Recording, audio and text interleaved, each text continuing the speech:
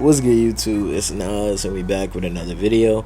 Road to 300 subscribers, of course. We'll keep going every day, but today's video, we're gonna be talking about the truth. And by the truth, you can see by the thumbnail, we're gonna be talking about Paul Pierce. And Paul Pierce is usually hated on by almost the entire NBA fan base for some reason. And in his career, Paul Pierce was a bucket. We just did Joe Johnson, another bucket. It was yesterday, which is crazy because Joe Johnson crossed Paul Pierce. But we're not going to get into that because this is a Paul Pierce video. We're going to be highlighting all he did in his career, but let's just get into it. In his rookie season, the lockout year, he played 48 games. He averaged 69 points per game, 6.5 rebounds, and 2.5 assists. And earlier in his career, y'all are going to see that he's putting up the numbers, yes, but he was not having any playoff success at all in Boston. This wasn't the glory days with Bird and them. Paul Pierce needed some help, and he wasn't getting it. In the second season, he averaged 19.5 points per game, 5.5 rebounds, and 3 assists. Again, not doing anything. In the 2000-2001 season, he stepped up his production a lot, and we see the Paul Pierce what was to come. He averaged 25.5 points per game, 6.5 rebounds, and 3 assists. I'm pretty sure he was an all-star this season. If he wasn't an all-star this season, it's fucking blasphemy. Nah, he wasn't an all-star. The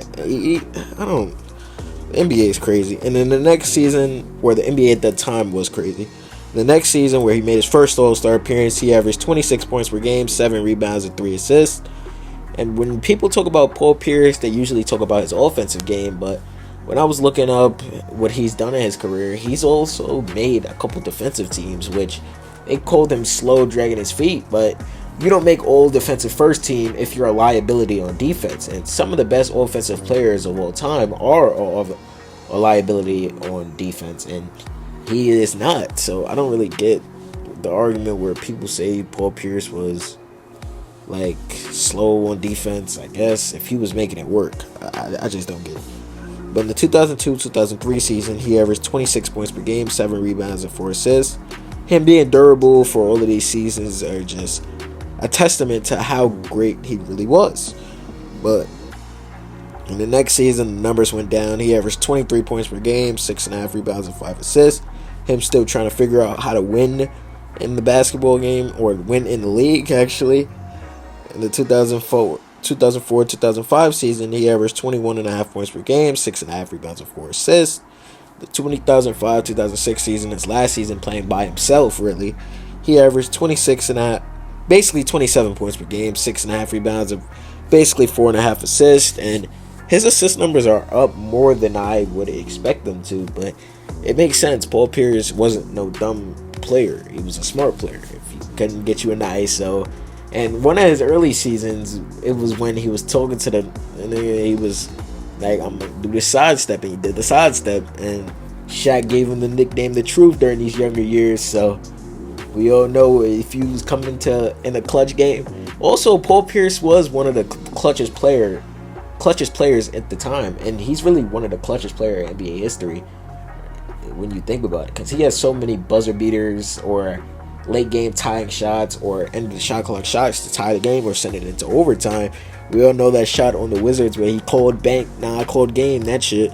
But yeah, but in the season where KG and Ray Allen arrived in Boston, the Boston Celtics finally got it done since the glory days. Pierce averaged 25 points per game, 6 rebounds, and 4 assists, and he was the leader of this team. Like, with a defensive player of the year and Kevin Garnett, him being the leader on this team, and Ray Allen being the third primary option, or him being the shooter of this team, no longer the scorer that he was in Seattle or in Milwaukee, Paul Pierce took the mantle and he played his role well. Like Rondo, they had a podcast saying like Rondo set up Ray Allen and Kevin Garnett, and then when it was closing time, it was time to give Paul Pierce the ball, and Paul Pierce delivered every single time down the stretch, and he made that known in the finals where he took down Kobe.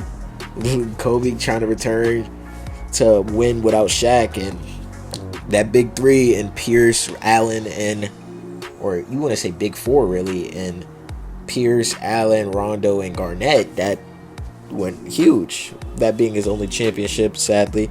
But in this next season, the production will go down. He averaged 19.5 points per game, 5 rebounds, and 4.5 assists. They lost this season. I'm pretty sure they lost to the Magic. Yeah. No. I got the seasons mixed up. Sorry. Everything I just said, that was the 07-08 season, where he averaged 19.5 points per game, 5 rebounds, and 4.5 assists. He didn't do nothing last season.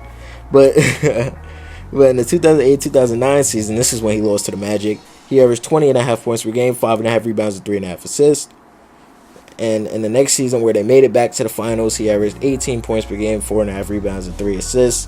I wonder why the stats were down. He was playing with 3 stars.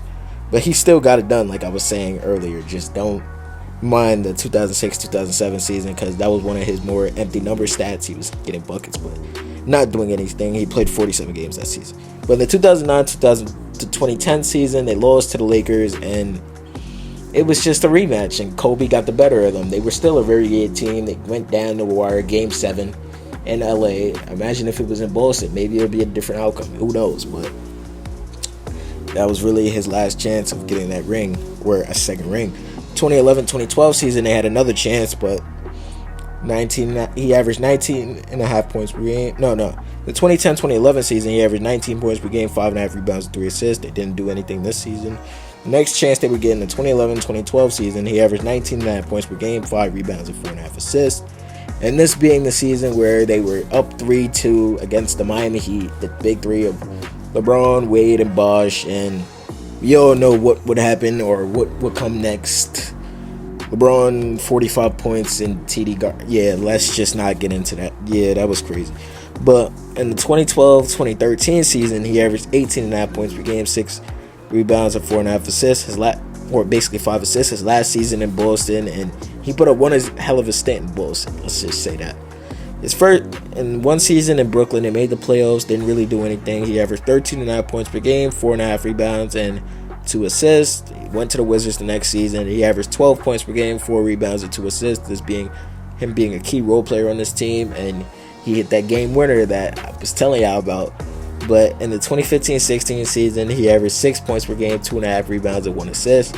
And his last season in the NBA, in the 2016-2017 season, he averaged 3 points per game, 2 rebounds, and 0.4 assists. And the ending stats don't really... It shows that Paul Pierce was a bum, yes, at the end of his career. But at the peak, he was one of the best players in the league. And he deserves to be treated like he was. And he's a Hall of Famer for a reason. Like, let's not get let's not get twisted about Paul Pierce.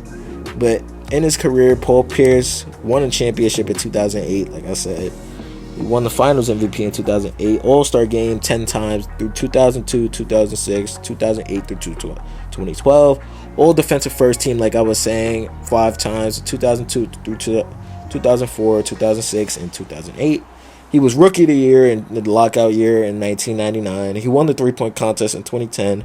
His jersey's retired in Boston at number 34, which is iconic. And he is in the Hall of Fame now, but I just made this video to talk about Paul Pierce, and he should be more appreciated in the NBA. Let me know down below how y'all feel about it. I hope you guys enjoyed this video. If y'all want to see some more, there's a video on the left and the video on the right. Click on them.